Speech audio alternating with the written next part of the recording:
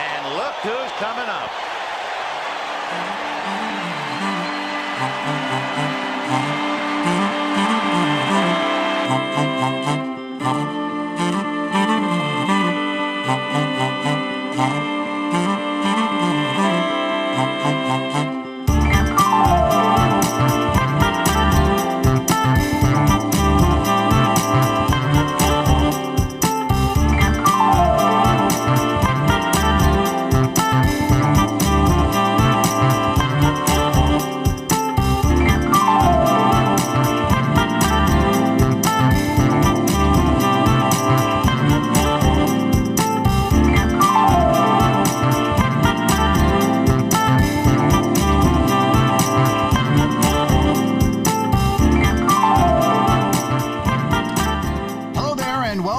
To another installment of Ultimate Fantasy Sports Daily here on the Ultimate Fantasy Twitch channel.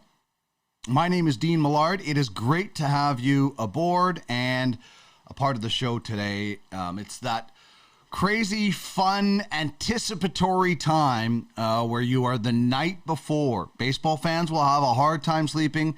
Players, managers, fantasy owners that are going into the playoffs, especially those in UFLB, they just had their draft, might have a hard time sleeping tonight. You know, at least tonight there's something to watch, like for professional sports. Last night, you had to resort to junior ranks or exhibition.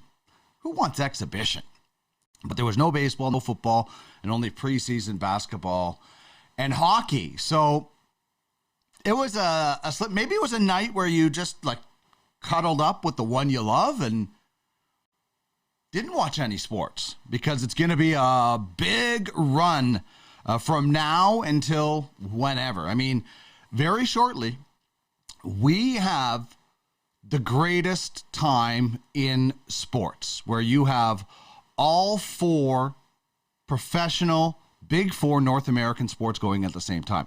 Throw in the World Cup in November. I don't know. I think baseball will already be over, but once baseball's over, you get the World Cup. So it's going to be an awesome, awesome time for sports fans. Yeah. It's going to be good. I'm really looking forward to the Major League Baseball playoffs for sure. Also looking forward to today's program because we are going to help you out. Ask Andy, the host of Ultimate Fantasy Football Sunday mornings, 11 a.m. Eastern, right here on our Twitch channel. He's going to join us in 17 minutes. Get your questions for Ask Andy in. Use that hashtag, especially on Twitter. We will find it. It's like the bat signal for Andy. Michael Amato of Dobber Hockey, Sportsnet, Goalie Post. He'll join us at 5:20. We're going to take a look at new coaches behind the bench, the impact they might have on certain players, good or bad. We'll also look at some players in some new places. And we'll take a look at a guy who doesn't have a whole lot left around him in Chicago. And I'm pretty sure you can guess who that would be. So that's sort of the stuff we'll discuss with Michael Amato. And in our Dobber Hockey preview, it's the San Jose Sharks today. Very interesting time for the San Jose Sharks. They moved Brent Burns this offseason. Obviously, they moved on from Evander Kane last year. What do you expect from the Sharks this year? I think they're going to be in the lines of the Montreal, Ottawas, that are knocking on the door, maybe Anaheim as well, knocking on the door. Not probably a playoff team, but can deliver some fantasy value. So stay tuned for that. Plus top three, question of the day, games to watch, and bold predictions on this Thursday. But with the eve of Major League Baseball playoffs upon us, we want to know what two teams you think will be in the World Series. What two teams do you think will meet in the World Series? It is the question of the day. We will drop back on this from time to time on the show. But certainly some intriguing matchups, especially when you just look at this first round. We're going to detail some of these matchups as we go, but I'm loving the Mets-Padres because one of those teams is going to be so disappointed. So what do you think will be the final two teams in the World Series?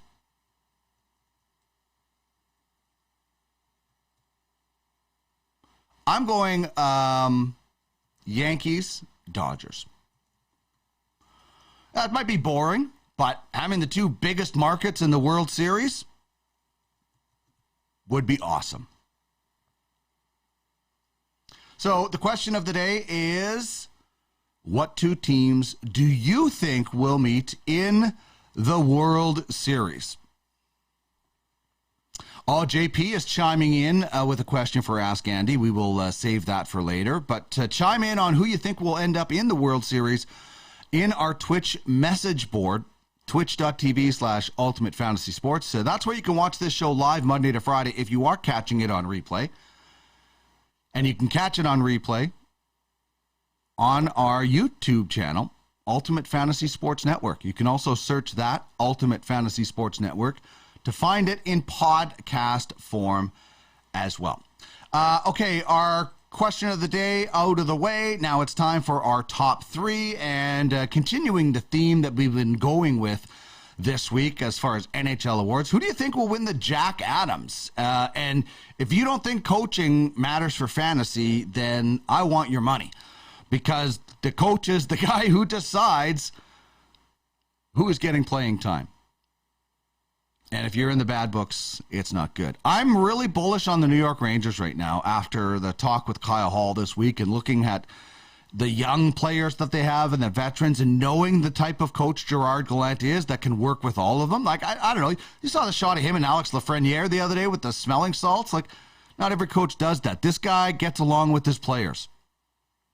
I don't know what happened in Vegas, why it was such a short run there.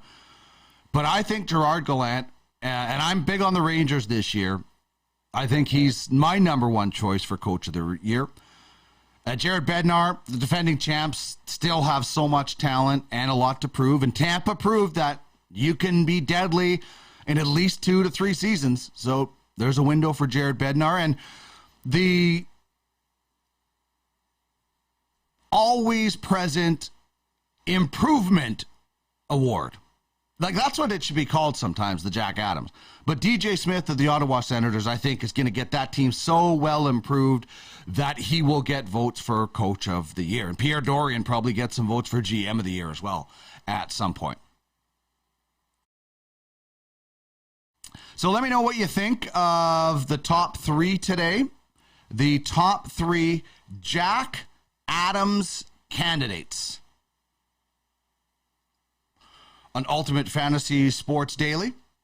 That's what we're going with today. And you can chime in on Twitch on twitch.tv/Ultimate Fantasy Sports. We are here Monday to Friday. And, of course, Andy McNamara has Ultimate Fantasy Football 11 a.m. Sunday mornings to get you set for the fantasy football week. Lineup changes, what you need to know. But what I want to know right now is, what are your top three Jack Adams candidates in the National Hockey League?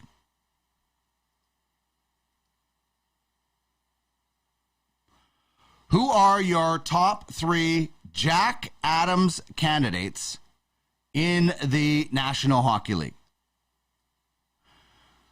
I think that there's probably a lot more than three, but this is a top three, so that's why we're going with that. And if you feel like you have more, then feel free. Throw them in there as well. Would love to get your thoughts if you have more. Jack Adams, like I think it's always difficult to predict because there's always that sort of disappointment team that you're like, you know what? I thought this guy would be better. I thought this guy would gel with these players a lot more. So we'll see. Send me your top three Jack Adams candidates. And the question of the day is, what two teams will meet in the World Series? And, of course, the playoffs anyway. Yes, let me get the obligatory playoffs. They start on Friday with the wild card round. 3-game series. All right, so want to address something before we get into the ins and outs and fantasy news and what's going on. But this is something I touched on yesterday briefly because the hearings were actually going on. The standing committee that Hockey Canada was appearing before. But this is having repercussions, as I think everybody thought it would. I think people thought maybe Hockey Canada would, in my opinion, come in a little bit more humble. I think we really have to be careful about throwing the baby out with the bathwater here. And, you know, there's been a lot of really good with Hockey Canada across the country for men's, women's, Paralympians, and everything, para hockey, and more. There's definitely been some bad. There's, I don't think anybody is denying, and we might hear about more. Sure, should changes happen? Yeah, I think there should be changes happen. I don't think Hockey Canada, I think it's arrogance for Hockey Canada to sit through this and think nobody is going to fall. That just doesn't happen anymore. So what is happening is they're losing funding. Tim Hortons has pulled funding from Hockey Canada's men's program, including the World Juniors. They will still fund women's hockey and the Paralympics, and para hockey. Canadian Tire has stopped all funding altogether. Everything from Canadian Tire, which I think was about $2 billion. We just lost something from the set. Apologize for that. But Canadian Tire has said they are permanently ending their relationship.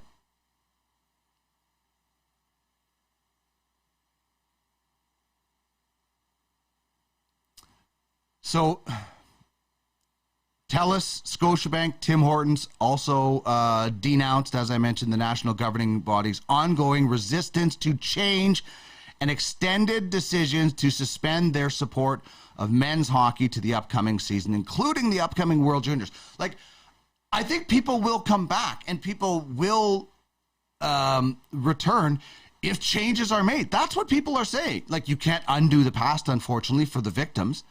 You get to the bottom of it, and you figure out why things didn't happen, and you make changes, and people will come back. Do you have to change the name? Maybe. I don't know. USA Hockey isn't Hockey USA. It's USA Hockey. So you could go Canada Hockey, as the Prime Minister, I think, said. I don't know. Do you need to change the name? You might have to. But I think you certainly have to make some changes. Not making any changes is arrogance, and that's just going to lead to what is happening now. So, listen, we all want to cheer on our favorite players, but we also have to be honest and open about what has happened. That hasn't happened, and I don't even know if, I think more humbling needs to happen when it comes to this situation. Anyway, chime in anytime you want on our Twitch message board. You can also hit me up on Twitter at Duck Millard, Millard, and you can get us at UFS Network. Okay, so Andy McNamara is going to join us in our next segment. Get your Ask Andy questions in now while you can, and we will be throwing them at Andy when he joins us. Also, The Oilers released Jake Virtanen from his PTO. I don't think that's surprising. I think the vast majority of PTOs get released. They're just bodies. I never really felt like Jake Virtanen was a good fit in Edmonton, but no harm, no foul. I guess there was some harm in their public relations, but that is what it is when you make those decisions. You have to be able to live with it. The Oilers also added Steady Steve to the front office. Steve Staios will become a special advisor focusing on development. He was the president and GM of the Hamilton Bulldogs in the OHL, and he will leave that position. He led them to an OHL championship and a Memorial Cup berth this year. Sonny Milano, this is a bit surprising for me. He was released from his PTO in Calgary. So was Cody Eakin. That is a little bit surprising. Sonny Milano had a good season last year, so I do think someone's going to give him an opportunity. I'm sure Arizona could use a Sonny Milano. And if he doesn't get picked up, maybe Jason Robertson can throw a few bucks his way. As Jason Robertson signs a bridge deal. There was definitely some contention going on, some troubled waters, so they use a bridge deal, and they get a bridge over troubled waters at 4 years, $41 million, $7.75 million per season. He was an RFA. He busted out last year with 41 goals, has 58 in just 128 career games, and is the future of the Stars up front. They needed to get this done. And for Robertson, it's smart because it gives him a chance to hit the jackpot. You know, if he gets 45, 48, 46 goals, he's going to get more money consistently if he does that. And for the Stars, if he doesn't replicate this year again, it's a manageable cap number in only 4 years. Like, this in 2 years could look like an absolute steal if he's scoring close to 50. But the interesting point is, and this was pointed out by Puckpedia on Twitter last night, when this deal is over, his qualifying offer will be the max, $9.3 million, similar to what Matthew Tkachuk was in Calgary, and the Flames did that one-year deal. And he'll be a year away from UFA status, just like Tkachuk. He'll have arbitration rights, so the Stars will likely try and lock him up in 3 years to a longer-term deal. But this needed to happen, and for fantasy owners, I know the North Stars and UFHL are absolutely loving this cap number for 4 years when this guy, like, I'm serious, this guy could easily, in this contract, score 50. I shouldn't say easily. I don't think it's easy to score 50. That's not the correct thing to say. But I think there's a good potential for him to score 50 in this contract. What do you think? Do you think Jason Robertson can score 50 in this deal? Chime in on our Twitch live stream chat or hit me up at Duck Millard on Twitter.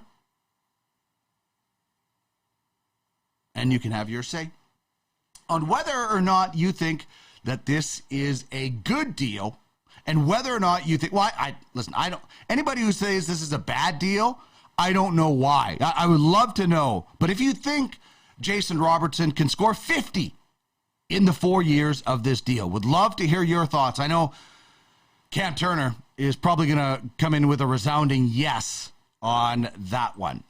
All right, when we come back, get your fantasy football questions ready for Ask Andy. Use that hashtag Ask Andy. It's the bat signal. Andy will find it.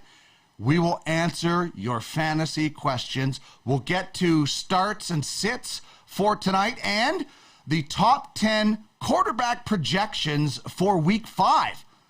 I had my thoughts on them yesterday. We'll get Andy's thoughts on them today, as well as your questions for Ask Andy. Use that hashtag. We will find you. That segment is coming up right away here on Ultimate Fantasy Sports Daily.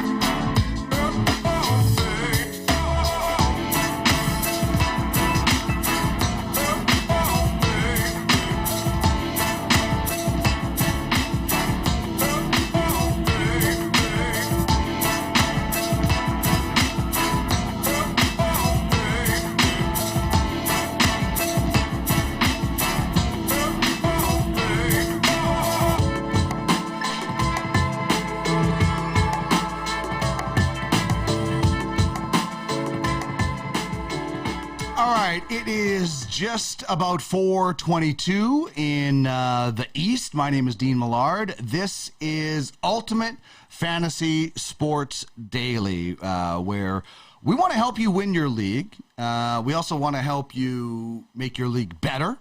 And we want to introduce you to new and very cool things when it comes to fantasy sports. And very pleased, as we do every Thursday, to bring in the man, Andy McNamara. You can use the hashtag AskAndy on Twitter, on social media. He will find it, like the bat signal, and he will have Ultimate Fantasy Football 11 a.m. on Sundays. And my man, this is week 5. When, for you, does the fantasy football season really kick in? Because right now it's like jostling and some injuries. At what point does the season, do you think, really take a serious turn? That's a good question. I liked how you set it up too, Dean. It's like, we will find you with hashtag asking. Yeah. We're going to get you. It was just a hard point. I love it. We're going to get you. We're going to get you. And we will. To me, really, it starts after this week. It really starts in week 5. And it's not just because it is week 5, but that's how I feel. Because, Dean, we have seen over the last number of years the preseason become less and less important to the NFL teams themselves. Players don't want to have as much work, playing time, practice because of injuries, etc. So what that means is usually the first month of the season, first 4 weeks, you're seeing teams and players get to know who they are, get in game shape, and you see some sloppy football. You see it all the time. So really, I think we start to look for trends starting this week. So for guys like, okay, Russell Wilson, who's playing tonight, who started to pop a little bit last week, are we starting to see a positive projection for him on his new team? Running backs, whatever the position, are they now, as of week 5 and moving forward, starting to trend? Because too much farther after this, once you get to week 6, 7, if a guy hasn't done it for you, you got to start cutting bait. And you can't be proud. You can't fall in love and just stay with a underperforming fantasy asset that's not time to dump anybody yet. Yeah, that's how you lose, is by waiting and waiting and then, never getting it. And then you're like, oh, well, this really didn't work out. Like, I mean, Christian McCaffrey owners at this point, I mean, it's sometimes different with superstar players, because if they do come back, they can make such an impact. But at what expense? If you don't get somebody to replace that guy at some point, you might not be there when he comes back and in contention. Yeah, and that's the key thing, Dean, because I get all the time questions on Twitter at AndyMC81 using hashtag AskAndy. I get, well, should I drop player X? My question is, well, who are you replacing them with? Last week I got a bunch of Austin. Should I drop Austin Eckler?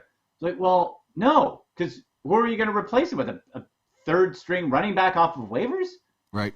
No, error on the side of the star. And it might happen all year that it doesn't work out. But guess what? You spend a first-round pick on it. You're not getting anything back unless you wheel and deal in a trade. Now, trade mode, see what's out there and see what can work trade-wise. But to just drop a guy, absolutely not. Because, again, what are you getting back in return? And I guarantee you there are players sitting on people's benches, not superstar names, that you're not using. Yeah. Get rid of those guys. Don't drop the stars. It doesn't make sense when you drop your backup tight end or something that you might have. Don't drop this. Okay, so we're going with the hashtag AskAndy, and we will find you. We were like Liam Neeson. We will find you, and we will get your question. So this one comes in from Paul. He says, with Tua out a couple of weeks, do I put in a claim for Geno or Matt Ryan? I have Ryan Tannehill on the bench. Isn't this what we were kind of just talking about? Like, if you were going to, like, you have a guy on the bench, why would you go get one of those other two guys? Is my opinion anyway. I think the guy on the bench is better than both of those guys. Well, it can either go this way, Dean, for this week. You either go with Tannehill, and Geno Smith, I think at some point this season, you might be able to still stream, because he's surprised me the way he's been able to pop a little bit. This week, however, no. This is a terrible matchup for Geno Smith. No Geno Smith. And I would say none of the above, Dean. My answer is none of the above. And I put it out in my weekly Tuesday waiver wire article on Twitter. Fantasy football, the meat on the bone. We get to those waiver wire pickups. Teddy Bridgewater. Teddy Two Gloves. Put the gloves on with him. Get all in with Teddy Two Gloves. Why? Well, let's take a look, Dean. Let's take a look. Do you want to have one of those scrubs that he mentioned, or do you want a guy in Teddy Bridgewater who has been able to prove throughout his career to be a plug-and-play competent quarterback in the NFL and fantasy useful in spots? New Orleans Saints came in, did a very nice job. Panthers last year did a nice job. You can plug this guy in and he can go. Oh, by the way, the weapons around him are not too shabby that he has to work with. Tyreek Hill, Jalen Waddle, Mike Gesicki. I think I'll take those. Oh, and Dean, furthermore, by the way, after that, you also are playing the New York Jets, who have given up literally the most fantasy points to quarterbacks this season. The stars are aligning. Orion's belt is in the sky for you to take Teddy Bridgewater this week. And as of Tuesday, he was available in 98% of most redraft leagues, and he's a steal in DFS too. Get yourself Teddy Bridgewater, and it's not going to be perfect, but that's a guy who's going to get you 17 and 19 fantasy points, or at least there's the possibility of it. I mean, for the people that went out and grabbed Cooper Rush at some point, and they're not doing anything, this is a much better backup situation and tentative replacement, I think, than Cooper Rush. Yeah. They're undefeated, but you don't get the W in fantasy for the quarterback. No. It's the defense that gets the W for the Cowboys right now. Okay, JP on our Twitch chat drops this in. Andy, I need a waiver wire quarterback instead of Stafford. Tua, Mac Jones, he's hurt right now. I don't know if he was limited in practice. Kenny Pickett on waivers. Do I drop Stafford for one of them or drop Brandon Cooks, Tony Pollard, or Pickens? Half-point PPR, hashtag Ask Andy. This kind of is in the frame of what we've been talking about of if you're going to pick somebody up, who's the smart guy to drop? Yeah. Now, JP, you came to the right spot, brother, okay? Because I can sense a little bit of panic. I can sense a bit of panic in there, and we're going to settle you down, and we're going to be okay. All right? So we're not picking up Tua because Tua's not playing, and we don't really know when Tua is going to play. He could play next week. He might not play for a month. So, no, Mac Jones is banged up, and Mac Jones is not a good fantasy football quarterback anyway when healthy. Real life, fine. Fantasy, no. Same with Cooper Rush. So, again, Dean, I'll say this. I bet you Teddy Bridgewater is on the waiver wire. Teddy Bridgewater is the best streaming quarterback play this week, period. Now, whether that actually works out, who knows? But everything is lined up for him to have a successful week.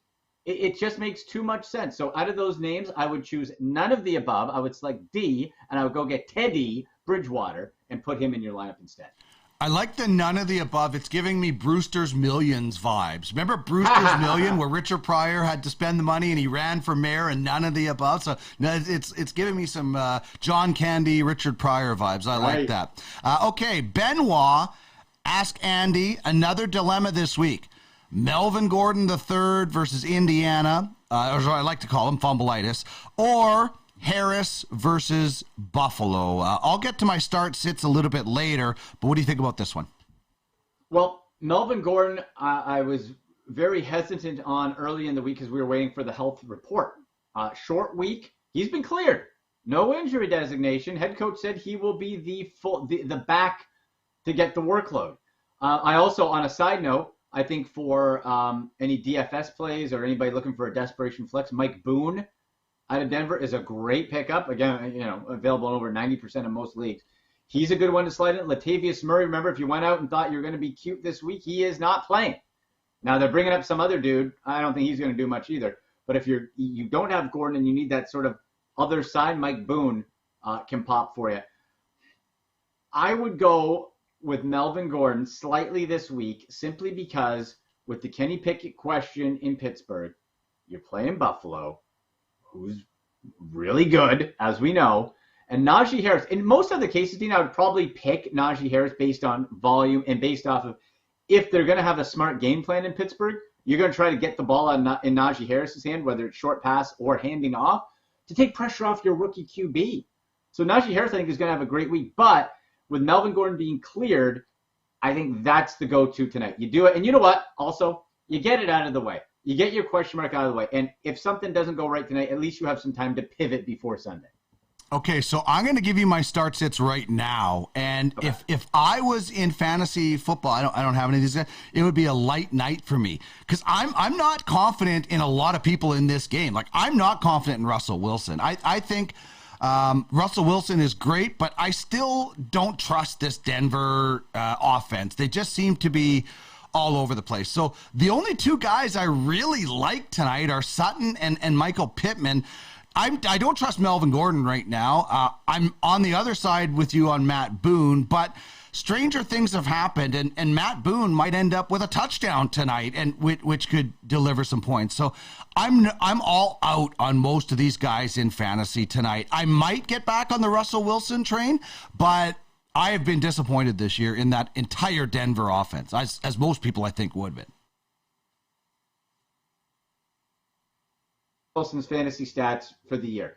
17.8 week 1, 12, 9, and 26.98. So that 26.98 fantasy points, you think, Russell's figured it out. Well, maybe not, because a lot of those points came from a rushing touchdown and 4 scrambles. Now that might mean that Russ will run a bit more. Maybe. Or maybe that was a one-off. The yardage was up, no turnover, so that was a good sign. He got this was against Vegas. Really depends on your other options. Like, would I rather go Russell Wilson or or Matt Ryan or Matthew Stafford? I would go with Russell Wilson. If we're talking straight up just in this matchup, totally with you on both quarterbacks. Not interested. Nyheim Hines, though. Dean, Nyheim Hines, I think, in PPR is going to have a big night because Jonathan Taylor is out with the ankle injury. He's gone. Okay, yeah, just brought up. I think Nyheim Hines, and here's the difference too. So there's a difference in when you have a guy brought up from the practice squad, like I forget his name, it's Zigabo or something like that. Yeah, okay, I know who you're talking about. Yeah, that guy just got brought up. We know nothing about what he's going to do for this team. You're guessing. We know what Nyheim Hines has been able to do because he's done it before. He's been a complimentary piece. We've seen him in a feature role. Not the best in between the tackle runner, but certainly short, quick outlet passes, PPR, and touches, which get you points. Nyheim Hines, I really like tonight. I think he's going to hit double-digit figures. I'm with you on Phillip Lindsay. Melvin Gordon, again, like I would figure if you got Melvin Gordon, you probably are going to have to play him like as an RB2.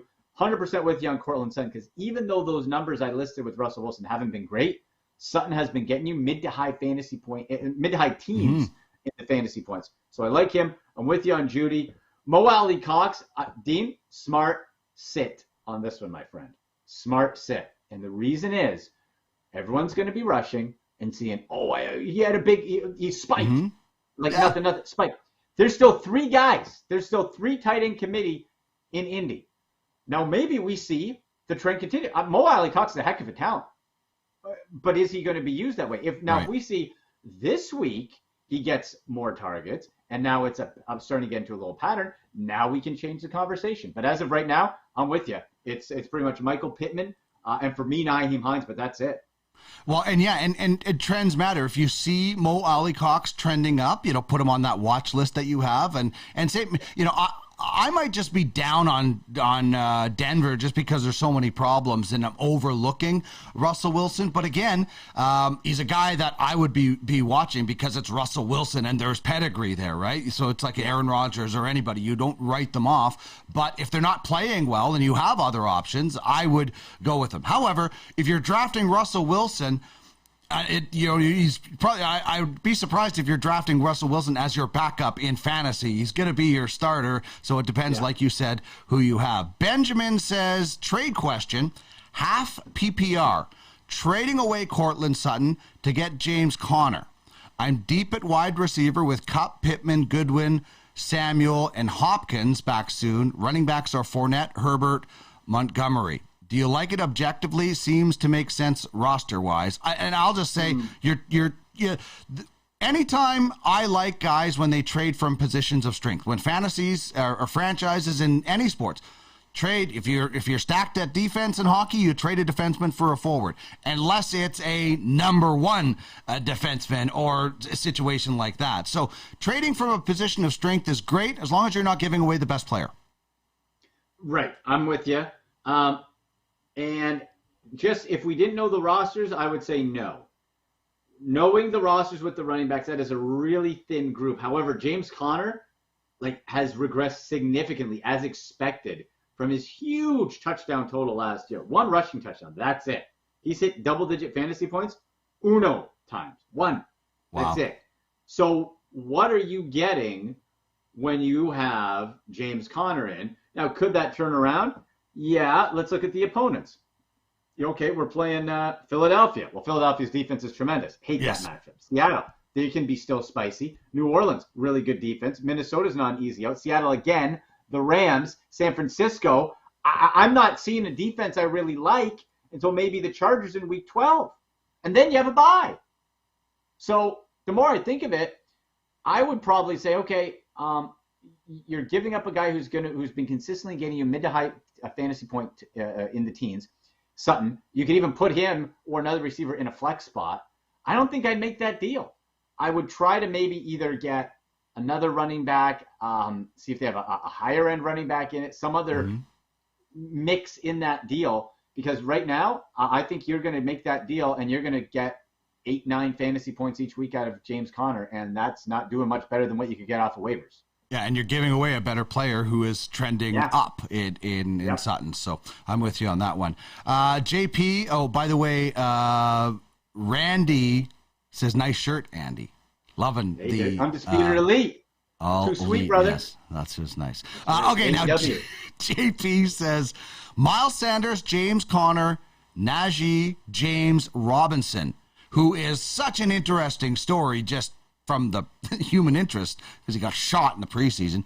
Who is your running back 1, and would you flex spot any of them over Garrett Wilson or Scary Terry? And that was using the hashtag Ask Andy on our Twitch chat from JP. Okay, so I'm looking at this here. So this is the Miles Sanders one, right? Miles Sanders, Connor. Yeah, no, this is okay, that is one. Yeah. Yeah. Okay, I just want to make sure I got the right question. Okay.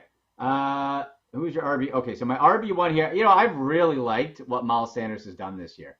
It's been surprising. Now, it's always risky because you have Jalen Hurts who can run himself. I would give a slight edge to Sanders. These are all Connor would be last.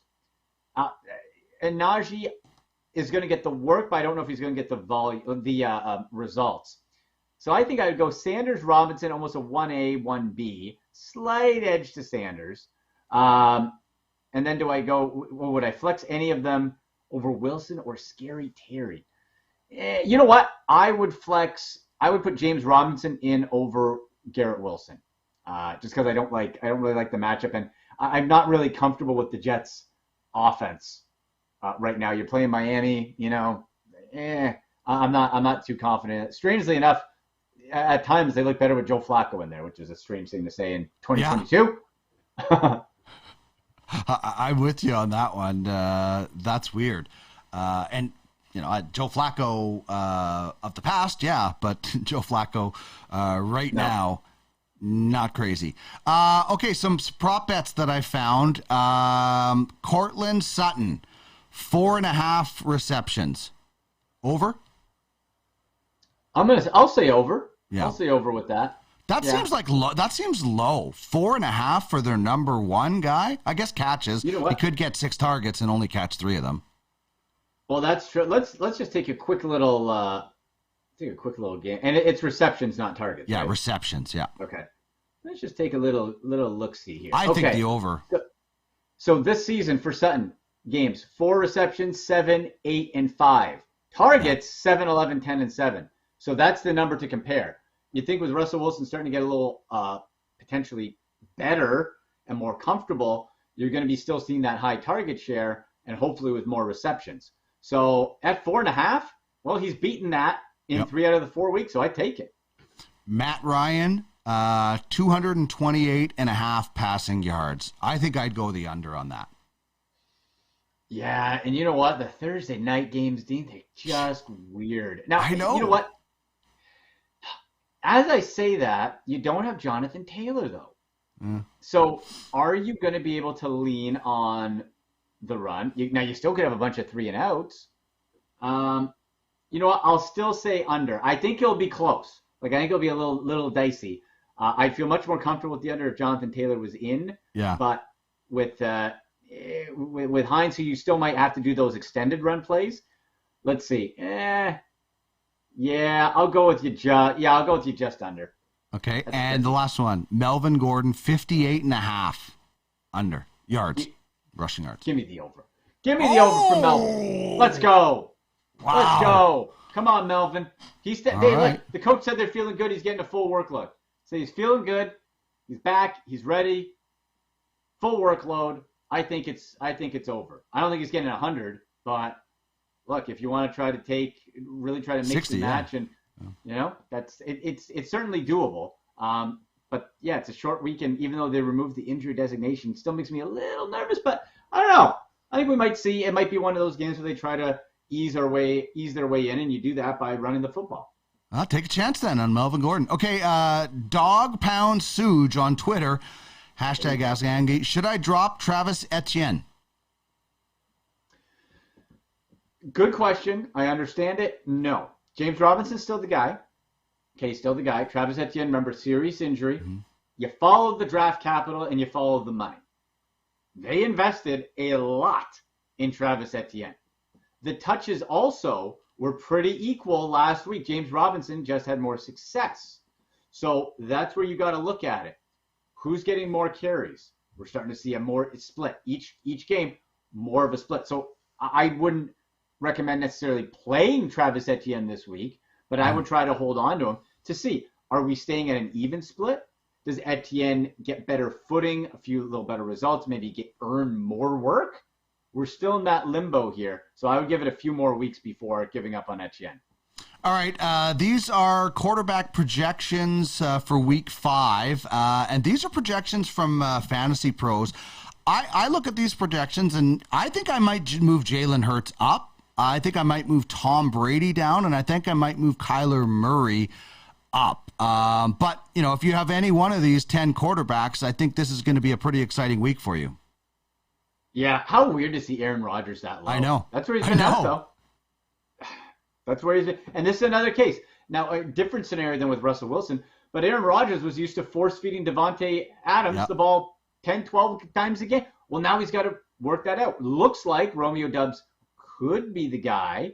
So you still have a ways, and I think Aaron Rodgers gets it figured out before the end of the year, and we start to see him more in that maybe low 20s and bumped up a little bit. But right now, I can't argue with that. He's throwing, if he's throwing the ball 43 times, the completion percentage comes up, the yards are going to go up. If they keep throwing the ball like that, he's definitely going to get better. Well, yeah, absolutely. And I love Jalen Hurts. I think he's just developing so well. Not just a guy who runs. I think he's I think his passing upside is better than Lamar Jackson. I really do. And they're playing the Cardinals, who can definitely be had this week, and it'll be interesting. I'm with you. I think Jalen Hurts should go a bit higher. And then for the Ravens and Lamar, he's going to keep running. He's going to throw it to Mark Andrews, and that's really what it's going to be. It'll be an interesting matchup, Sunday Night Football against the Bengals. I hope that the Bengals are able to make it so that Lamar Jackson has to throw. And you look at the stats, right? Andy, he is throwing. Okay, look, when it comes down to it, and the strategy is still to make Lamar Jackson throw. And if you can do that, I think the Bengals can win that game. Last Ask Andy, Kirk Cousins or Tom Brady? Well, Tom Brady's in the top 10 of projections this week. Mike Evans is getting they're getting a little bit healthier. I still, as I said at the start of the year, I don't think Tom Brady finishes as a top 5 quarterback. But between Kirk Cousins and Tom Brady, right now, I'm and even though Jefferson's great, I'm going with Tom Brady. And I saw today a report Tom Brady missing some practice time because of a sore shoulder. Throwing shoulder on his right side, something to track. Okay. Now we know, it would take something significant for Tom Brady to miss any time. So I'm sure he's going to play. Dean, I actually am going to say Kirk Cousins here. Wow. I know. Listen, I don't like that I'm saying it either. It's weird. It's uncomfortable. But that's where we're at. You're playing the Bears. The Bears can certainly be had. Now, the only wrinkle to this could be they get up early and then they just start handing the ball off all day, which could very well happen. But I think division game, Kirk Cousins, they're 3-1. They're at home. They're favored by 7.5 points over the Bears. This isn't the what Monsters of the Midway, whatever they called them back in the day, for Chicago. So I would say the fantasy upside to me in this game goes to a healthy Kirk Cousins, even with the Buccaneers playing the terrible Falcons. Well, you're clearly on Team Giselle in this situation. Then Absolutely. Obviously, you're on Team Giselle. Okay. Absolutely. Sunday morning, you have all the answers. Somebody's asking about Gabe Davis being healthy. You get all those answers on Sunday morning when teams reveal it, and even more drilling down on the details. 11 a.m. right here on Twitch. Tell us about Ultimate Fantasy Sports. That's right. Ultimate Fantasy Football. Sorry. Right. Yeah. Gabe Davis, facepalm, healthy right now. Again, track it. Keep an eye on all those guys.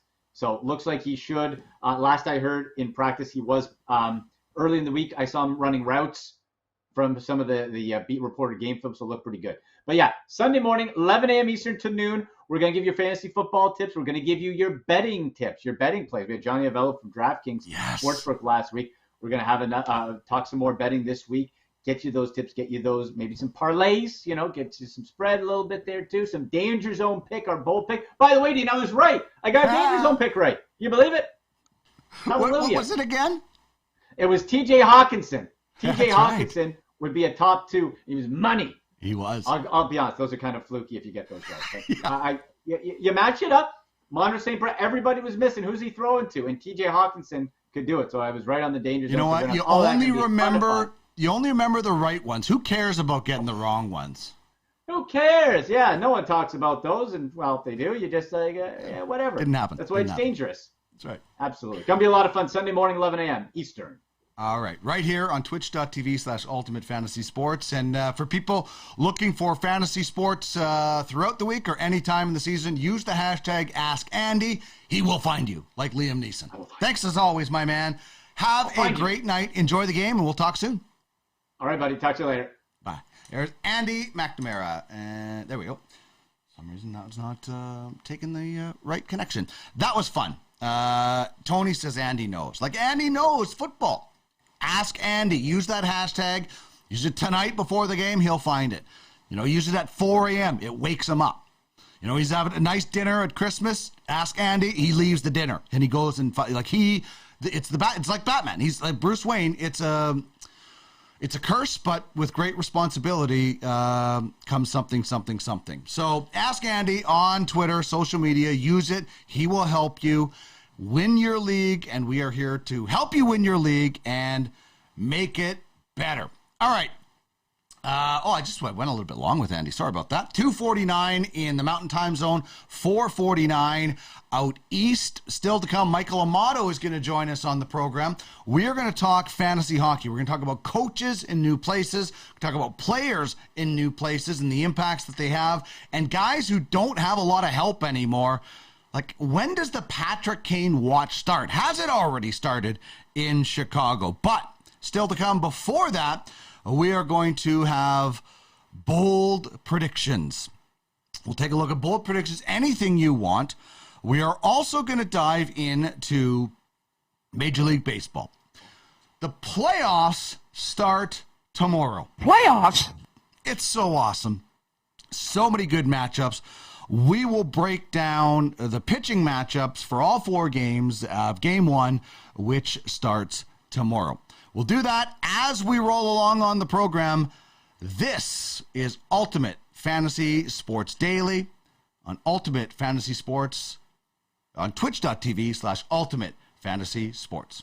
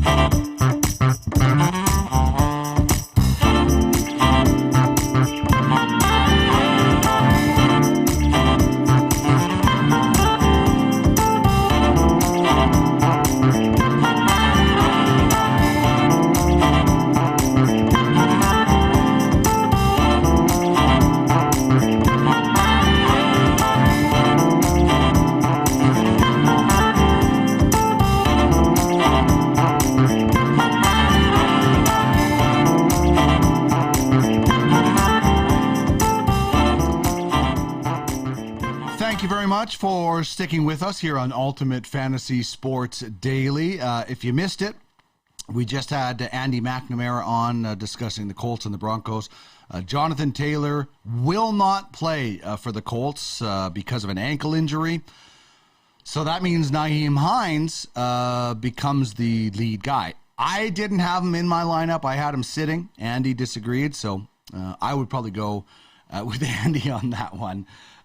Instead of this guy, unless I win, then always stick with me. So we mentioned the obviously the big story when it comes to hockey in Canada is the Hockey Canada situation. Also, a big story aside from the big four sports is Lionel Messi says this is going to be his last World Cup. And maybe that's not a huge surprise for some people, but it sucks. Actually, that he is going to be retiring. But obviously, Father Time is undefeated. He's 35 years old, and said this will be the last time he plays in the World Cup for Argentina. The decision has been made.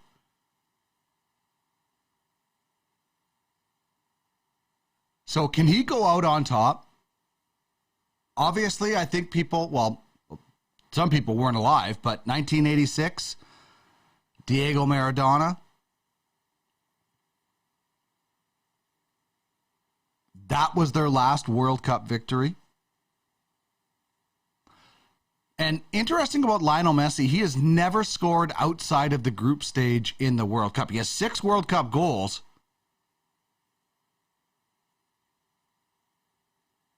And obviously, a crushing extra time defeat to Germany. When was that? In 2014, I think it was. So that's it for Messi and the World Cup. You will obviously get one more chance to watch him in the World Cup. Thank you so much for all the questions and viewers for Ask Andy in our Twitch chat and on social media. It's a ton of fun getting to help you win your league, or at the very least, make it better. But tomorrow is all about baseball. Hockey starts in Europe tomorrow. So there is you are going to be able to watch a regular season hockey game tomorrow. Because these teams that are in Czech Republic right now kick the season off. That is San Jose and the Predators. 2 p.m. Eastern tomorrow. So you're going to watch baseball and hockey at the same time tomorrow. Glorious, glorious, glorious. All right. So here's the series that get underway tomorrow. Tampa Bay and Cleveland.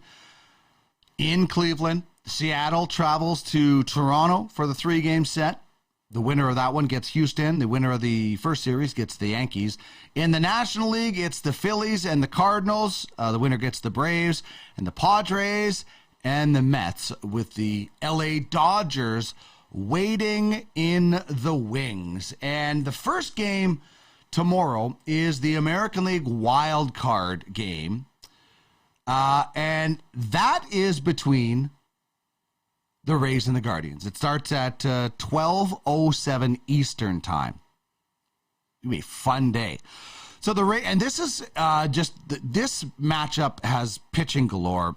Shane McClanahan, the left-hander, who was 12-8, 2.54 ERA, a .93 WHIP, and almost 200 strikeouts in just 166 innings. He was banged up a little bit, but he was getting some love for the Cy Young. The lefty is going to be hard to beat. On the other side, a different kind of Shane, Mr. Bieber, the righty, 13-8, 2.88 ERA, a whip just over 1 at 104, 200 innings, 198 strikeouts. So the thing to look for in this one is a lot of Ks. A lot of Ks. Cleveland, 4-2 versus Tampa this year. The last 3 games of this series were decided by 1 run. Only 1 game of the 6 was decided by more than 2 runs. 3 one-run games all came last week in a 3-game series. 6-5, 2-1, 2-1. It was back and forth. Total score in all 6 games, 22-18. So, like I said, I think the thing to watch for in this series is a lot of strikeouts and low-scoring game.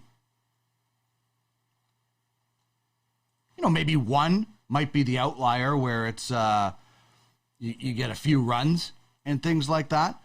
But I think that this is going to be a series decided by pitching and strikeouts. Tyler Glasnow is set to go in Game 2 for Tampa. Games 2 and 3, Saturday, Sunday.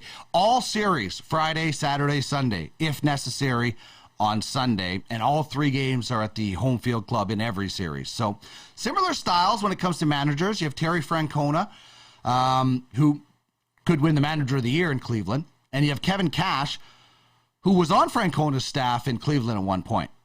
Tampa probably has more power. Cleveland is probably going to collect more hits, make more contact, and probably run more on the base paths. However, these teams are going in opposite directions right now. The Guardians, 7 wins in their last 10. The Rays, just 2 and 5 straight losses, although it was at a garbage, wet Fenway Park and late in the season that nobody really cared about. So they just wanted to get through healthy and into the postseason. So that starts tomorrow, 12:07 Eastern time. It is going to be dynamite in that one. How about the Mariners and the Blue Jays? Louis Castillo, the right-hander. This one first pitch at 4:07 Eastern time. The right-hander Castillo was 8-6 with an ERA just under 3, a whip of 108, 150 innings, 167 strikeouts, and no surprise that the Blue Jays are going with the big man, Alek Manoah, the big righty, who also got consideration for some Cy Young votes, I think. 16-7, easily the ace of the staff in Toronto in just I think it's just his second season. 2.24 earned run average, a whip under 1, and 180 Ks and 196.2, and he likes defending teammates. So don't get in his way. Anyway, this is going to be a fun one. I think in Canada, this is going to be all the rage, even though we do have hockey going on right now. But the Mariners, they swept, or they took the season series thanks to sweeping the Jays in a 4-game set the last time they met. And I said all week it'd be really interesting if this game had have ended up being in Seattle. Just because Jays fans flood that place all the time. But like I said, the Mariners won 4 straight games against the Jays. Seattle's in the playoffs for the first time since their record-tying 116-win season. It's pretty incredible that it's been that long since Seattle was in the postseason. But that's the way it goes. The Jays were in the playoffs in 2020 when almost everybody made it, and they were swept. Their last playoff win came in 2016 when we know is the bat flip. That was the bat flip in Canada. So this is going to be fun. 4 p.m. Eastern time. I think the Jays have the pitching matchup in game one for sure, in my opinion. All right, how about the National League? Wild card game one, Phillies against the Cardinals. This is 207, so they're going to go American League, National League, American League, National League, and Zach Wheeler is going to be dealing for the Phillies. The right-hander was 12-7 with an ERA of 2.82, a whip of 104, 153 innings, and 163 Ks. I'm unsure of what St. Louis is doing with Jose Quintana, the left-hander starting. He's 6-7, 2.93, 1.21 whip, 165 innings, 137 Ks. Unless he's just an opener, I don't know. You have much better pitchers on your staff than Jose Quintana. And you knew all along that this was you were getting set up for the playoffs.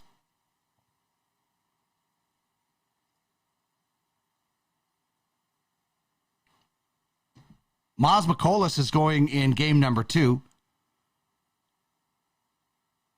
But no Wainwright yet. Interesting. They might use a kind of committee of pitchers in this series. Wheeler has been dominant in 2 starts versus the Cardinals this year. Like, just absolutely shoving. 14 innings, 9 hits, all singles, no runs, 10 Ks. It's clear that they have the pitching matchup in probably both games. And they have long, cold revenge on their minds. The last time they saw the postseason, the late Roy Halladay was pitching for them. And in a rare occasion was outpitched by Chris Carpenter on that October 7th, 2011 evening. The Cardinals lost to the Dodgers in the playoffs last year after roaring into the postseason with a 17-game win streak that started on September 11th. And they ooze veteran leadership. They have veterans everywhere. You know about Pujols, Wainwright, Molina, Goldschmidt, Arenado, like everybody. But the Phillies aren't pushovers. And this is the thing. Nobody is talking about the Phillies, and I would be wary of that. And I think the Phillies probably love that. They're loving that nobody is talking about them. Cardinals are, of course, hoping history repeats itself. They won the World Series in 2011 when they beat the Phillies in that playoff series, and they have some vets that would love to go out on top.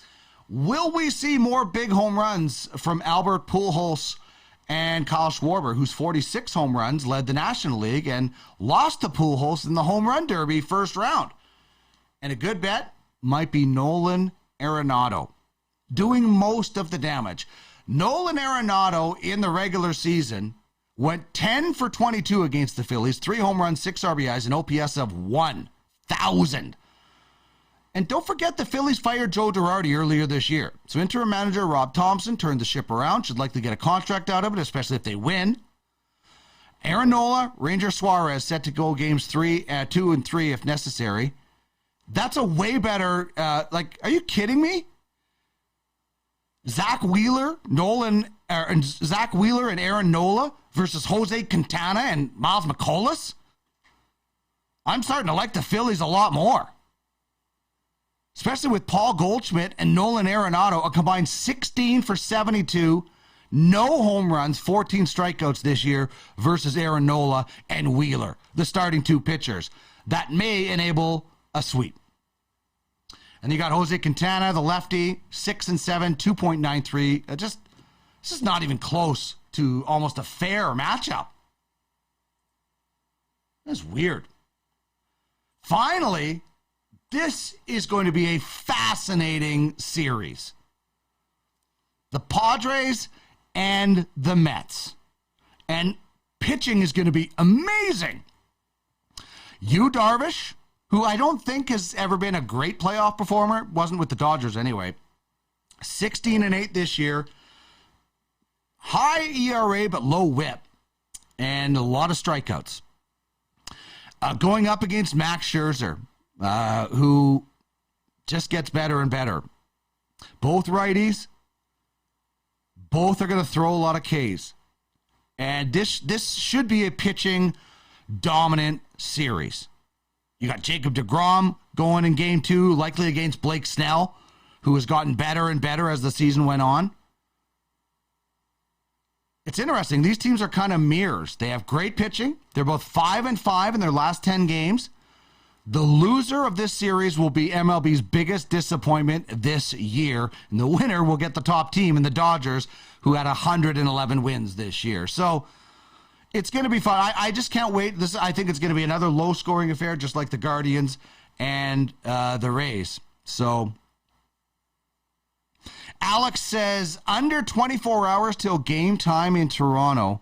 What a moment for Alek Manoah to prove himself in. Yeah, it's going to be awesome. Major League Baseball playoffs. Some of the best theater that you can get. It really is awesome. I have no idea why that came up. But it really is quite awesome. All right, we're going to duck out for a quick break. I'm going to grab a drink of water.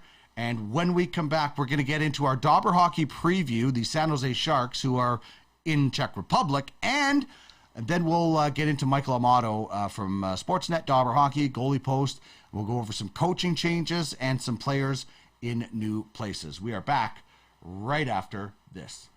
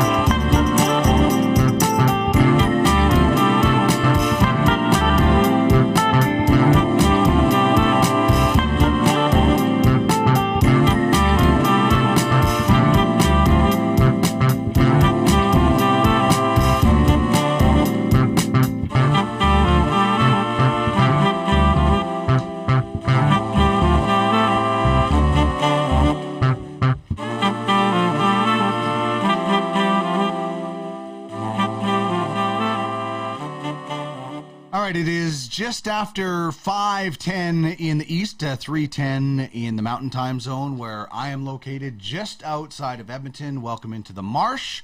My name is Dean Millard, and it is an absolute pleasure to have you joining the show today. If you're watching on Twitch, thank you very much. Say hello in the chat. If you're watching on YouTube, thank you very much for doing that as well. You can find this show Monday to Friday right here, twitch.tv/Ultimate Fantasy Sports, 4 p.m. till 6 p.m. Eastern, and then it's uploaded to YouTube later. We had a little problem with yesterday's show. I will get it up later today. But Ultimate Fantasy Sports Network is where you can find us on YouTube. That's our channel. You can also search the same Ultimate Fantasy Sports Network wherever you find the best podcasts, and you can get our show in audio format for your commute. Lots to talk about in hockey. We have some exciting times. The season actually gets underway tomorrow.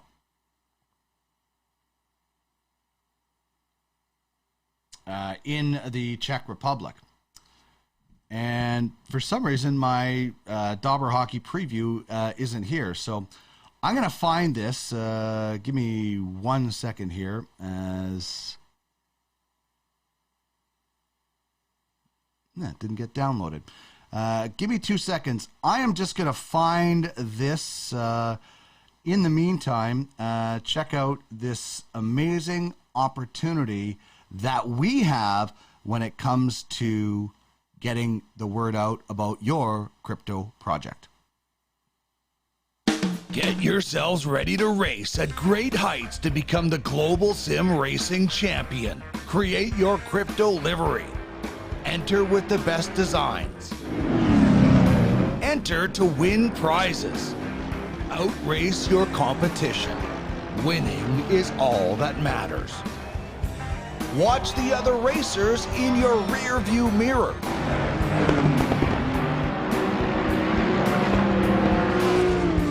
Gain massive exposure battling against the biggest names in crypto with a season-long race for the championship. Bring glory to your token. Drive like a champion, win it all. Be first or last. If you're not rubbing, you're not racing. Get behind the wheel and drive for your project. Very cool opportunity for you to get involved in the Ultimate Crypto Drivers Championship. VR1 Racing is a crypto-centric professional sim racing league. The primary goal is to provide an effective marketing tool for crypto projects to get noticed and have a lot of fun. VR1 Racing provides a year-long entertaining platform that gives ongoing exposure. Full broadcast on Twitch, YouTube, Metaverse watch parties, design contests, and more. Real solid marketing opportunities and a lot of fun to see how crazy awesome those car designs can be. You can get more details at uffsports.com/VR1. All right, here is our San Jose Sharks preview, and we'll rip this off really quickly because we have Michael Amato coming up next to join us. But when I look at the San Jose Sharks, it's the two T's, Timo Meier, Thomas Hertl, and then Logan Couture, kind of old faithful, if you will, with the San Jose Sharks now that a guy like Joe Pavelski is gone, Evander Kane is gone. But Meier, Hertl, and we'll see who ends up on that line with them. Logan Couture centering the second line, likely with William Eklund. That would be really good, along with Kevin LeBlanc. And I have Eklund as my breakout player, and my sleeper is Ryan Merkley on the blue line. I think that Ryan Merkley is going to get a little bit more of an opportunity when it comes to playing time, and certainly get second power play opportunity. So that's my sleeper when it comes to that. Here are the lines that Dobber Hockey is going with in their fantasy guide. By the way, we will have a fantasy guide to give away in the next segment when Michael Amato joins us. So get your hands on a free Dobber Hockey fantasy guide. You just have to be in the Twitch chat to be listening to the conversation, and we will pick a lucky winner and email it out. So you got Meier and Hertl as the top two, and then, big chance for Alexander Barabanov, former Leaf, I believe, and an opportunity there on that first line. And even the second line opportunity is going to be big for a guy like Kevin LeBlanc, who has mostly been a third liner. After that, not a whole lot in the bottom six. I like Noah Gregor as a player. Thomas Bordeleau potentially, and then Erik Karlsson, like I said, Ryan Merkley on the back end. Marc-Edouard Vlasic is a good option if you're not in a cap league. If you're in a cap league, it's not very good. And Kaapo Kähkönen is going to play a lot. I just don't know if he's going to get a lot of wins. So maybe another Carter Hart situation there where you have a guy that is not going to get you a lot of wins, but might be able to steal some categories and steal some weeks for you because of the amount of rubber that Kaapo Kähkönen is going to face in San Jose, and Aiden Hill will try as well. So I think Thomas Hertl is in for a big season. Like, I think we could see 65, 70 points. And again, I'm pushing for this guy because I am trying to send some karma to him and William Eklund when it comes to fantasy. and all that jazz. So that is the San Jose Sharks team preview. When we come back, Michael Amato will join us, and we'll give away a Dobber Hockey free guide. That's coming up right away. We're back in a second.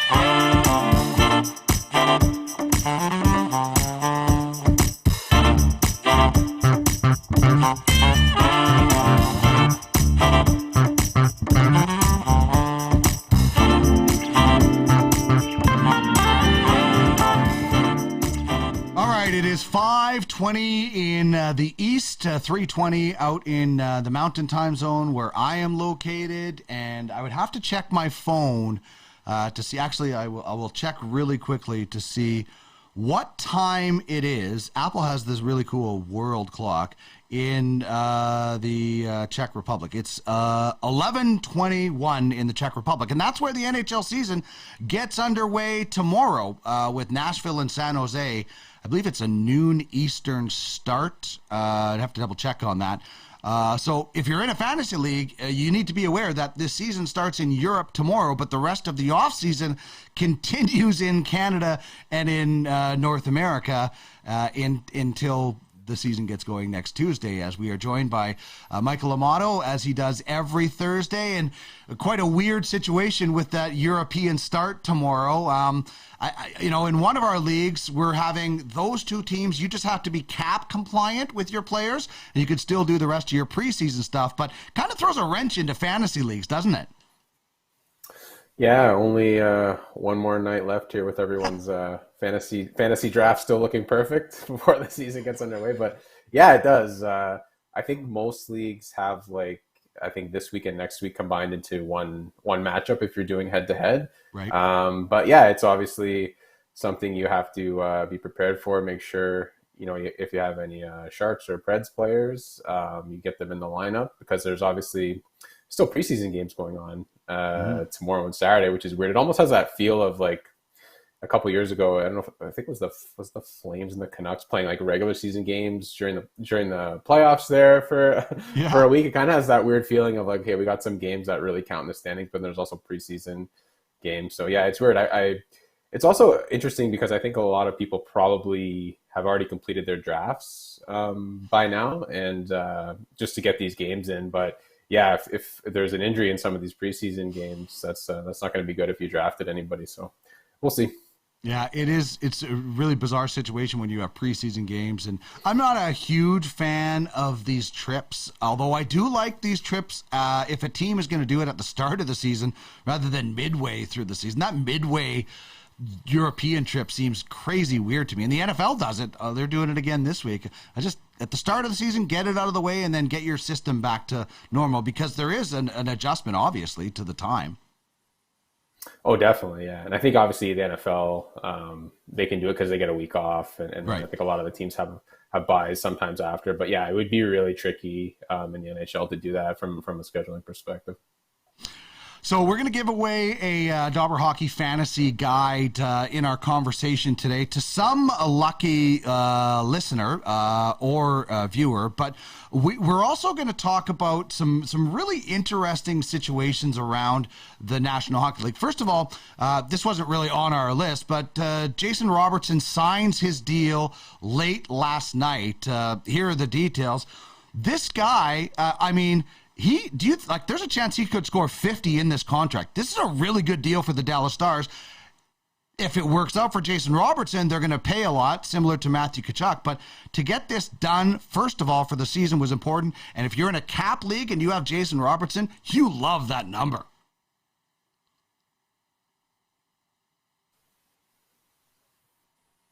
Hello? Hello? Oh, can you hear us? Did we Still lose here, you there? Yep. Oh. Sorry, just for a second, yeah. Oh, sorry, we lost you. I Anyway, I think was I'm good. just asking about this contract for the Dallas Stars. And if you're in a cap league, you love that number. The Dallas Stars love that number. The number could get a lot bigger, but right now is what's important in the big scheme of things is getting him on the ice. Yeah, I'm actually somewhat surprised with that number. Some of the contracts we saw recently with Stützle, Kyrou, and then the other day with Barzal, I thought Robertson would come in a lot higher than what it did. But yeah, that's a pretty good bargain for the Stars. Fingers crossed he won't miss any regular season games, because it looks like he'll have some time to get ready to go. I thought it might have been like a Brady Tkachuk situation last year where he missed the first handful of games, but yeah, they got him in. That's great value for them, and 4 years. So yeah, should be a good deal for all sides, and that's pretty good value for him. Yeah, and there's a chance you can get a 50-goal guy out of $7.75 million. It's pretty amazing. So anyway, one of the things we wanted to talk about is people in new places, and for that means coaches as well, and we know coaches and managers have the biggest impact on where your players play and how they play. And this is going to be an interesting study in New York with the Islanders, because Lambert is in his first year as a head coach. 11 years with Nashville, Washington, and New York, otherwise known as the Barry Trotz School of Coaching, and he has a PhD from that institution. But what are your expectations for Lane Lambert on Long Island this year and the players that he'll be coaching? Yeah, it's interesting because everyone seems like, from a fantasy hockey world, everyone seems really excited that Trotz is out of there, because they think a lot of the Isles players might get a little bit more leeway, might be put up a little bit more offensive numbers. But as you mentioned, Lambert is a direct disciple of Barry Trotz. He's been with him forever. So I'm not sure how different their coaching styles are going to be. So I think there might be a lot of disappointed people hoping for the Matt Barzals or the Oliver Wallstroms to really kind of take off for a huge season. And yeah, I think with him, I think everyone there is most concerned with Barzal because he had such a strong rookie season, and he's kind of faded a bit since then. Not that he's been a bad player, but I think he went from like an 85-point guy in his rookie season to like around a 60-point player. And it just makes you wonder how much Trotz's coaching had to do with that, or how much was that playing with John Tavares as a rookie that one season just really kind of amped him up. And now, he's kind of lost that, and he played with a more defensively structured coach, obviously, and that's brought him down. But yeah, it'll be interesting to see. Typically, coaches that have been with another coach for a long time, obviously they share the same system or believe in the same systems and philosophies. So yeah, I'm not super confident we're going to see this new Isles team, just lighting up the lamp and running all over the ice. I think it'll probably be pretty similar, but maybe maybe some of the line deployments and when they use players might be a bit different. Yeah, and I guess the hope is that Lane Lambert has always wanted to be a more offensive coach, and hopefully he sort of brings that to the Islanders, right? And he just was kind of saddled with the way Barry Trotz coached, which obviously wasn't bad because he had some great success in winning a Stanley Cup. Another guy on a new bench, and it's funny. Peter DeBoer has been unemployed for about 5 minutes since he got into the NHL. He went from Florida straight to Jersey, straight to San Jose, straight to Vegas, which is a lot different than like the next guy we're going to talk about after, Bruce Cassidy, who waited a long time before his second job. But Peter DeBoer keeps getting jobs, so something he must be doing right. And he's been to the finals twice with 2 teams. How is this going to impact Dallas? Obviously, he's really happy because he has his number 1 scoring option coming back soon. He's got a good young goaltender. What are the expectations in Dallas for star players? Well, I think everyone is most interested in how DeBoer will sort of help Miro Heiskanen. Heiskanen is one of those players that is like phenomenal in real life, but in fantasy, he's not that. He's not that great of an asset. Like he's a good player, but I think everyone always expects more from him. And when you have him on your roster, I think you're always a little bit underwhelmed, just because, he does a lot of things well. He skates really well. He moves the puck really well, but a lot of times those things don't translate to fantasy as much. And I think now I think people are thinking with John Klingberg gone, maybe Heiskanen's going to get more of a featured role. And if you look back at some of the stops DeBoer had on your list there, like, in Vegas, he did a really great job with Shea Theodore. I think in San Jose, Brent Burns. DeBoer likes to get puck to the net from the point quite a bit. He's kind of that style of coach, and I think those guys are able to pick up a lot of points that way. And I wonder if he'll have that effect on Heiskanen, because I think a lot of people are looking at this year as the chance that Heiskanen breaks out. Yeah, and guys like that, people have been waiting, and I look at I know he's not on this list, but the one good thing about John Tortorella in Philadelphia, I don't know if there's going to be a whole lot, but I think he helps the defense. Maybe a guy like Provorov, like he did with Jones and Werenski. So there's certainly some guys, and if you haven't done your draft, then maybe you bump Heiskanen up a bit, and if you have, maybe you watch a little bit and put him on that watch list, and maybe you target somebody a little bit earlier. You target Heiskanen from another team a little bit earlier if you see that instant bump in the first few games. Yeah, definitely. I mean, you could see how he'll start deploying him. Maybe he'll get a little bit more power play time. It's just DeBoer's always had a really good impact on those high-end defensemen. And yeah, his teams are usually really strong, and that means they'll put up a lot of points. And you mentioned Tortorella. Just like you said, I think he will have an impact on the defensive end in Philly. Probably not as many Flyers are fantasy relevant, but yeah, he's always a great coach that preaches block shots. So if you're looking for a defenseman and you have a league with blocks, you could maybe look at some players like Provorov and stuff like that, because Tortorella is definitely good in that area. Yeah, I think Ivan Provorov still has a massive ceiling. He's just been mired in a really, really tough situation there in Philly. Like we did the Flyers the other day in my preview, and oof, it's like a Carter Hart, I think, could be a really good fantasy player if you get decent points for shots, because he's going to face a lot of rubber in Philly. It's going to be an interesting one as well. Bruce Cassidy on here. The impact for Bruce Cassidy is twofold. One on the team he's leaving and one on the team he's joining. And you can kind of see there, this is what I was talking about with guys getting their second chance. I mean, it took Bruce Cassidy a long time to get back behind an NHL bench. He was, as a head coach, rather. He's had a small stint with the Capitals, and then he was at the Bruins for however many years, 6 years there, 6 times in the playoffs, the finals in 2015. But we did hear players were unhappy. And then we did see players coming back to Boston when Cassidy leaves. So let's start with Boston and the impact Bruce Cassidy leaving is going to have on the Bruins. Yeah, so we talked a little bit about Barry Trotz earlier. I actually think Bruce Cassidy was probably the most defensive-minded coach or goalie-friendly coach in the league in the past 5 years. And I know a lot of people Trotz will first come to mind, but I think Cassidy really had a huge impact. If you look at Boston's goalies, and I know Tuukka Rask obviously had a lot to do with it, but I think Boston in the last 5 years have ranked in the top 5 in goals against in each of the past 5 seasons. And I think 3 times they were first, actually. And yeah, a lot of that credit would go to somebody like Tuukka Rask. But if you look at the other goalies that have come through that system, whether it's like Jaroslav Halak, Jeremy Swayman, Linus Ullmark, these aren't necessarily like huge names, but they've all been really viable fantasy options. And I think a lot of that has to do with Cassidy and his defensive structure. They're really strong in that regard. So I'm really curious to see how him leaving is going to impact. Obviously, somebody like Jeremy Swayman, who's pretty young, doesn't have a ton of experience, maybe loses that structure a little bit. We'll see what sort of systems Jim Montgomery employs. But yeah, I think that's going to hurt them. And obviously, you add in, they're going to be missing some key players for the first couple months.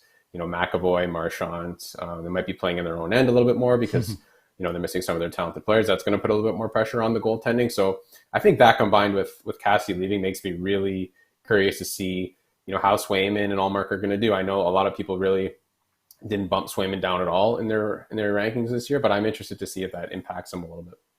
Yeah, I was one of those guys that I was really high, and now I'm thinking, maybe, especially, with McAvoy and Marchand out, I'm like, maybe that wasn't the greatest thing. At midseason, I think Jeremy Swayman could be a really good trade target because in fantasy, because then, everybody's coming back and they should, I don't know. I don't think the Bruins are going to win their division, but I'd be shocked if they aren't a playoff team. Like, everybody gets back, the band gets back together. They just have to tread water. So Swayman might be a better guy in midseason or a quarter away through the season when maybe they've gotten over that rough patch.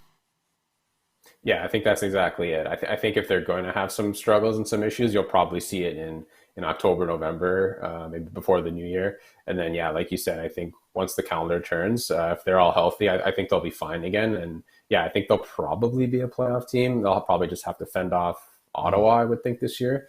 We'll see if they can do that. But yeah, I think in the last few years too, and maybe this is my mistake too, a lot of people just count out Boston because they say, they're getting older. Patrice Bergeron is whatever, 37 years old now, I think. And they've got David Krejci and Marchand's up there, but they just keep playing at an elite level. Like, a lot of their skaters aren't showing any really signs of regression. So that's one thing going for if you're counting on a lot of Bruins players this year. And then the Bruce Cassidy Vegas effect, and this makes so much more sense now, to me, in my head anyway, of why Kelly McCrimmon went out and brought in Bruce Cassidy, because I think it's clear goaltending is going to be the weakest spot and the biggest challenge for Vegas, because they knew Robin Lehner was out for the year, so they get a guy who is goaltender friendly with guys like Laurent Brossoit, Logan Thompson, etc. It's going to be needed in Vegas. I think I like their top 6. I like their blue line, but this is a smart move to have a goalie-friendly coach, in my opinion. Yeah, definitely. I think that's probably why they were maybe a little more confident of not going out and bringing in a bigger name when they knew Leonard was going to be injured. I know they brought in Aiden Hill, and yeah, you mentioned a couple of others, Thompson and Brossoit. I think maybe Vegas is a little more confident having Cassidy there, that they can play a structure that's going to kind of protect those 3 a bit, whoever they end up rolling with to start. But yeah, I think he's a great fit there. We know Vegas has a lot of talent in the top 6, as you mentioned. They have some really good defense core as well. So yeah, I think if they can just get even league average, above league average goaltending slightly, I think they'll be fine. And I think Cassidy kind of helps them get there. All right, let's talk a little bit about some players now. And then the one guy we're talking about is Patrick Kane. And I think he's trying to listen for some teammates right there to say, who is left and what is next? And this is Patrick Kane over the last 4 years. So he's not regressing by any means. I have him having a massive year this year. What do you expect from Patrick Kane? I think, like I said, I think he's going to have a great year. I think eventually he gets traded, which takes his value up even more. But what's going on in Chicago, in your opinion, and what should people expect out of Kane and maybe Taves, who those guys look a lot younger than they are right now? And man, they're doing the old Will Smith, looking around the room, wondering where everybody went. Yeah, that's exactly it. I mean, I think Taves is probably having a more difficult time with it than Kane. I think you're right. I think Kane will probably be able to keep his numbers pretty close to what they normally are. Maybe they take a little bit of a hit because he's never really been completely alone. I know he's always had somebody on his line that's really strong, whether it was, Panarin or DeBrincat, but Chicago kept sort of offloading those guys for cap reasons. I think maybe DeBrincat I think they're just going into a rebuild, but yeah, I think they're going to be in full Connor Bedard mode this year, Chicago. So it's probably not going to be too many players on the Blackhawks you're going to want to roster. I think Kane is one. I think Seth Jones is one, but there's not going to be too many outside of that. But yeah, I think one of the things you mentioned that's actually really important with Kane, if you're debating on taking him, is that trade element.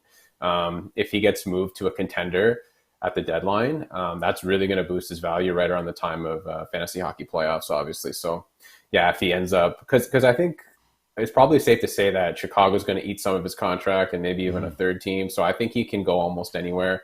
If he goes to like a Colorado or like New York or Toronto, I think that could be huge for your playoff run if you're holding on to Kane and he ends up, in the top 6 on one of those teams for a month going into the playoffs. It's going to be really good value for you. Yeah, and I often wonder, is there a chance Kane and Taves would be like, hey, we'll stick around to play with Bedard because it would be fun, but there's no guarantee they're getting Bedard. So they could stick around for the whole year hoping to play for Bedard and end up picking second and not getting Bedard, and then what it is. So listen, I know there's that legacy factor in the NHL, but rebuilding and winning is much more important, in my opinion, than a guy playing his whole year with one team, in my opinion. So I think at least Kane gets traded. And, what team wouldn't want Jonathan Taves for the playoffs? I mean, that's a really good guy to bring in at some point, or next year when they become free agents, if they decide to keep playing in Taves' case. So I think both of them end up getting dealt personally. Yeah, I think so too. And it's just really hard. Like you mentioned, that legacy player, it's really hard now with the salary cap for that one player to stick, his whole career with one team, because you just see so many, kind of peaks and valleys with teams and teams go on a great run and then the cap hits you and you have to kind of start fresh and rebuild. And so it's really hard for, a lot of players to sit through that. And, to be fair to Kane and Taves, I think they've been, there's been a few lean years now in Chicago that they've stuck around, but yeah, I think they probably, can see this one's going to be a little bit longer, and they're probably going to want to go. I could see them trying to take a shot at a cup at the deadline, like you mentioned, and maybe they can sign somewhere where they want in the summer. Yeah, and like they've been great players for that organization. They haven't come out and complained or anything so. They're doing all the right things. The Oilers hope they've done the right things in net. Jack Campbell, 47 games last year he started. That's a career high. That tells you that Jack Campbell has not been, in my opinion, a number one goaltender, has not played the number one goaltender numbers. So is this something you're going to be watching this year in Edmonton? Yeah, that's one thing I was a little bit concerned about with Campbell. He's had a real good shot the last few years in Toronto, but obviously he was with Frederik Andersen for a season and then Peter Mrazek. And even though Mrazek didn't have a great year last year, he's still a veteran guy with a lot of experience that the Leafs could turn to. So yeah, I think it sounds like Mike Smith's not really going to be an option this year because of injuries. So it's going to be, I think, Campbell and Stuart Skinner. So it's going to be interesting. I know from his time here in Toronto, he had a little bit of durability issues. There were some times where he would play like 3 or 4 games in a row, and then the team would sort of sit him out for a game because he needed a bit of a break. And yeah, like you mentioned, 47 games, a career high. If you're a number one goalie, I think even now with a lot more splits and tandems, you still probably need to be in that 55 game mark. So yeah, if he has to play 55, 60 games, will his numbers dip a little bit? He was a little bit streaky last year, obviously great first half, not so good second half. And I think the Oilers obviously are probably not going to want to play Stuart Skinner a ton because he's so young. But we'll see if Campbell can carry the load there. He's certainly on a really good team, really strong team. So it'll be interesting. And maybe that's a reason to, keep an eye on Stuart Skinner on your waiver wire, right? Does Skinner get in 35 games this year, maybe? And on a really strong team, that could be some sneaky value for you as well. Yeah, I actually think Stuart Skinner is going to challenge Jack Campbell more than people think. I think still Jack Campbell's going to be the guy, but that's a really good point. Stuart Skinner could get you some nice backup points in fantasy. And now Johnny Gadreau, there was a lot of big stories in the offseason. Maybe none more surprising than this one, when everybody thought he was going to Philly or the Islanders, and Columbus seemed to come out of nowhere. I'll say this. I don't think Matthew Tkachuk or Johnny Gadreau, I think they both take dips this year. I think Jonathan Huberdeau is going to take an uptick. So I think out of those situations, he's going to be the guy that's going to improve. I'm not saying that Gadreau doesn't have options, but I don't like his options in Columbus as much as I liked him in Calgary. Where do you see Gadreau and Columbus and that whole fit? Yeah, I'm with you. I think obviously he's a tremendous player, and I think he'll play with Patrick Laine. And I think the thing is, Laine is just a different player than Tkachuk and Lindholm, right? Like, he's a finisher. He's not necessarily a go into the corners guy and get the puck like Tkachuk is and like Lindholm is. And obviously there's going to be a third player on that line, whether it's Boone Jenner or Jack Roslovic or somebody else that's not going to be as strong as the other two that Goudreau played with last year. So obviously I think he's probably going to bring more to the Blue Jackets and to that line than the team is giving to him. But yeah, I'm with you. I think both him and Tkachuk probably come back down a little bit more this year. I think Tkachuk more than Goudreau, but still, yeah, I think it'll be a different experience for him, kind of not having maybe some of those workhorse players around him that are going to dig up the puck and get him the puck a lot. Even he'll probably have to play without the puck a lot more this year in Columbus, which will be an adjustment. But yeah, I think he's definitely gonna prop up guys like Laine and whoever gets that center spot. So though I think those guys might be, obviously if you have a chance to get Goudreau, he's still a great player, but those guys might be more ones to look at, as he's going to probably help them more than they're going to help him. Yeah, and I think Werenski maybe gets a bit of an uptick with a guy like Gadreau as well, as we saw some defensemen do it. But I don't know. It's going to be interesting. I give Columbus a lot of credit for going out and doing it and see if they can build around them. I have a former Columbus head coach winning the Jack Adams this year. This is my top three candidates for the Jack Adams. I'm bullish on the Rangers. I think Gerard Gallant's a really good players coach.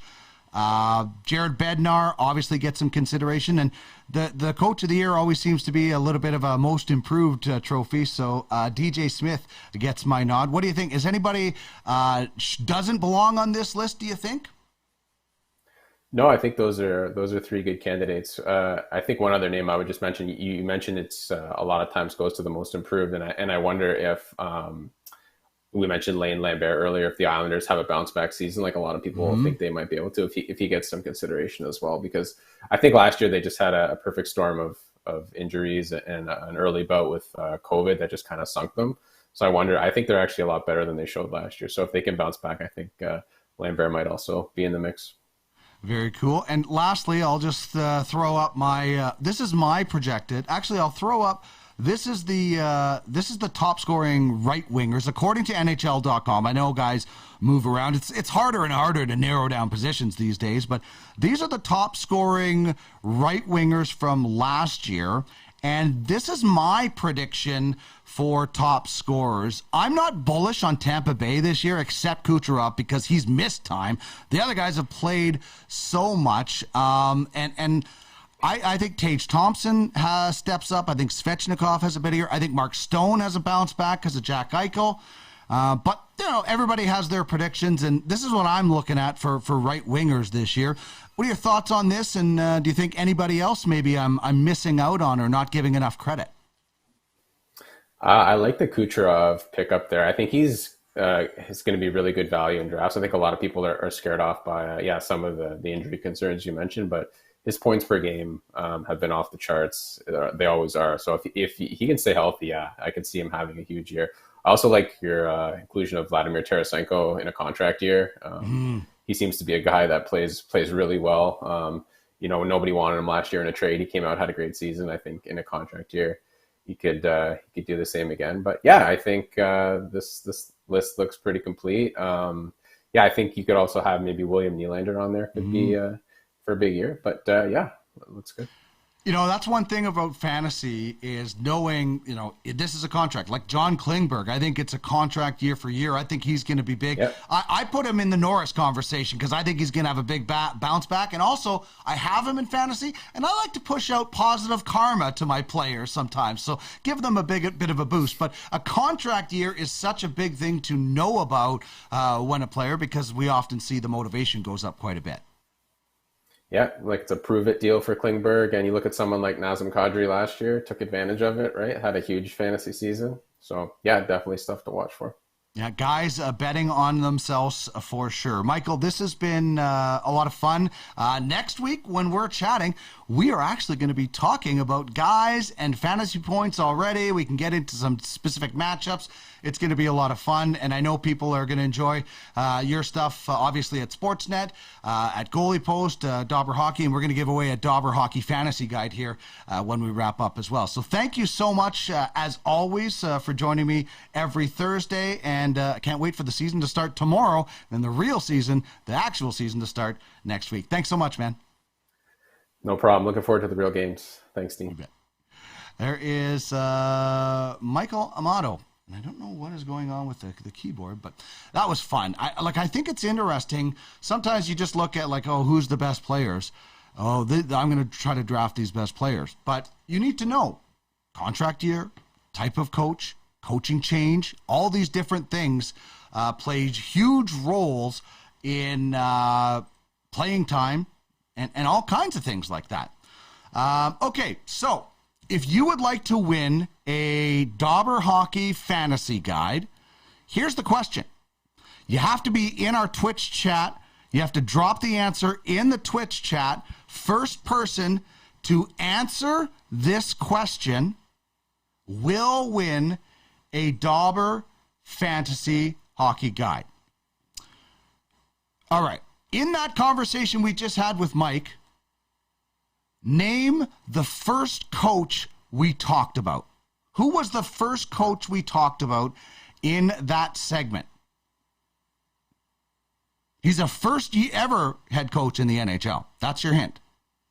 And he replaced a Stanley Cup champion. That's your other hint. If you can drop the name of the first coach Mike and I discussed in the Twitch chat, I will be getting in your hands a Dobber Hockey Fantasy Guide, and they are awesome. Up to date. They updated them recently. The one I have is a little bit old. I haven't updated, but they've updated, and it's going to help you. Even if your draft is over, it is going to help you find the right guys. And Arnie gets it. Lane Lambert. There you go, Arnie. We will get the fantasy guide emailed to you directly. Commissioner Andrea will get that sent out. Thank you very much for playing along, Arnie. I like that.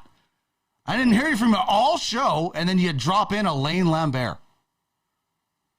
Nice. So what did you think of the conversation we had as we'll run through it again? We talked about Lane Lambert. Will his style be much different from Barry Trotz? He's been with Barry Trotz for 11 years as an associate coach. He's got a PhD. How about Peter DeBoer in Dallas? The big thing for Michael was that a guy like Miro Heiskanen might really develop the way Peter DeBoer has developed defensemen in different spots. Erik Karlsson, Shea Theodore. So maybe this is the year Heiskanen gets it going, and he's taken two teams to the finals. This guy has barely been unemployed in the National Hockey League. Florida, Jersey, San Jose, Vegas, Dallas. Just goes from job to job. And then there's Bruce Cassidy. Is the goaltending going to be as good in Boston?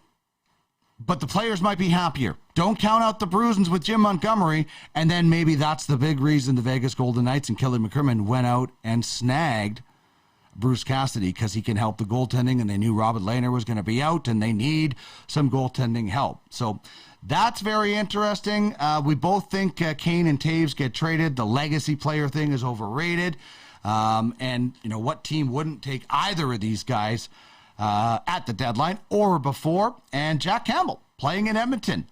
47 games last year he started. That's a career high. He's going to have to push that, in my opinion, to be the unequivocal starter in Edmonton. And finally, we wrapped up with the talk about Johnny Gadreau. I think those totals will take a hit this year. I think Johnny Gadreau, I think he's still going to be successful, but I don't see him scoring 40 goals, and I don't see him putting up 70 plus. He might be able to do the assists if Patrick Laine can get back to 40 or close to 50 goals. We shall see. And our team preview today, the San Jose Sharks, a club that I believe has a decent options in the top six, certainly 4 options in their top 6, a couple in the blue line, and the goaltending is a bit of a question mark. Already lurks in the shadows. Okay, we'll get that out to you shortly. Commissioner Andrea will get that out. And here, one more run through Major League Baseball's schedule. Game 1 tomorrow, 12:07 Eastern. That's AL wildcard game number 1. At 2:07 Eastern, the NL gets going. Zach Wheeler, Jose Quintana. The heck are the Cardinals thinking? Then we move into 4:07 Mariners at Blue Jays. Luis Castillo, Alek Manoah, Seattle in the postseason for the first time since 2001. And for me, the matchup I can't wait to watch, Yu Darvish, Max Scherzer, and then Jacob deGrom, Blake Snell in Game 2. Whoever loses this series between the Mets and the Padres is going to be the most disappointed for sure, because they had a much better season than this and should have. And if Fernando Tatis isn't screwing around, maybe the Padres are much better than they were. Big story, Jason Robertson signed last night his deal with the Dallas Stars. And this is my advice for start-sit tonight between the Colts and the Broncos. I don't think it's going to be that good of a game, actually. That's just me. All right, big thanks today to Andy McNamara. Use the hashtag AskAndy on social media. We will find you. It's like the bat signal. Here you can get your answers for week number 5 in fantasy football. And Mike Amato of Dobber Hockey Sportsnet and the Goalie Post giving us the lowdown on some coaching changes, some player movement, and more. You can catch anything you missed today on YouTube. Just search for Ultimate Fantasy Sports Network. We'll get that up later today. As well, you can catch these in audio format anytime, wherever you find your podcast. The best podcast, Ultimate Fantasy Sports Network. Thank you so much for joining me on the program today. We're back again. Casual Friday, best of Friday tomorrow. We will chat then.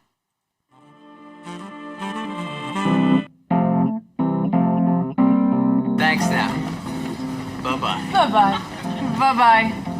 Bye-bye. Bye-bye. Bye-bye.